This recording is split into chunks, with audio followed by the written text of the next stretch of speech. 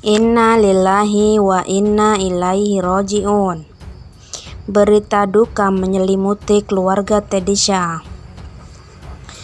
Tedisha ceritakan awal Rina Gunawan jatuh sakit hingga meninggal dunia. Tedisha ungkapkan kronologi kepergian istrinya Rina Gunawan pada Selasa 2 Maret 2021. Teddy mengatakan, sedari awal keseharian Rina Gunawan dipenuhi dengan kesibukan sebagai wedding organizer. Selepas acara, Rina Gunawan beristirahat dan justru setelah menjalani serangkaian protokol kesehatan malah dinyatakan terinfeksi virus corona.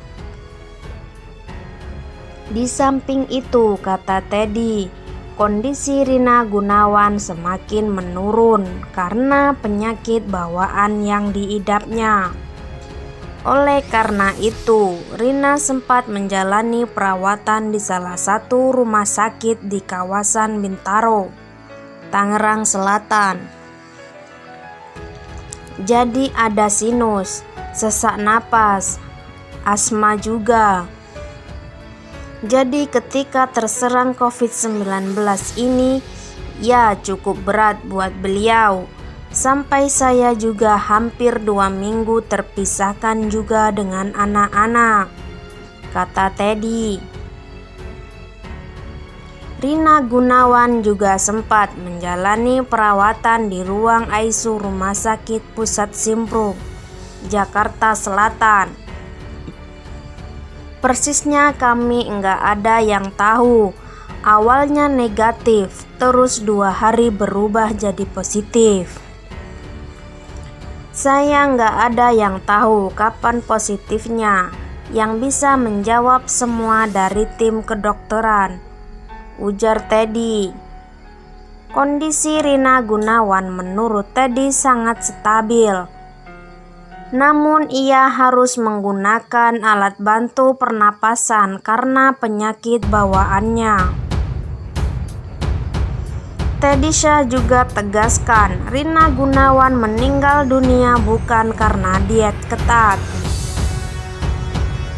Kepergian Rina Gunawan untuk selamanya masih meninggalkan duka mendalam bagi keluarga tercinta, terutama untuk sang suami Tedisha dan kedua anak mereka.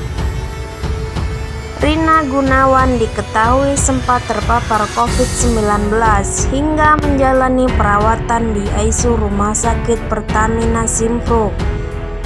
Namun penyakit bawaan yang diidap Rina selama ini membuat kondisinya semakin menurun. Iya, jadi dari muda kalau dia kecapean sekali saat kerja atau melakukan kegiatannya, kambuh. Itu belum tentu setahun sekali juga. Cuma kemarin ini intensitas pekerjaan dia 3 minggu nonstop. Badannya mungkin gini, tapi enggak berhenti membuat kondisinya menurun sehingga masuklah virus itu, ungkap Teddy. Sebelumnya Rina juga sudah menjalani isolasi mandiri, tapi kondisinya tak membaik. Setelah 2 minggu isolasi, Rina pun dibawa ke rumah sakit di kawasan Bintaro hingga akhirnya dirujuk ke Pertamina Simpruk dan langsung masuk ICU. Sudah langsung ICU karena radang paru sudah parah.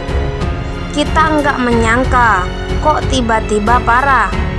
Ini yang mengejutkan dan mungkin membuat almarhumah semakin stres karena harus pakai oksigen segala macam, tuturnya.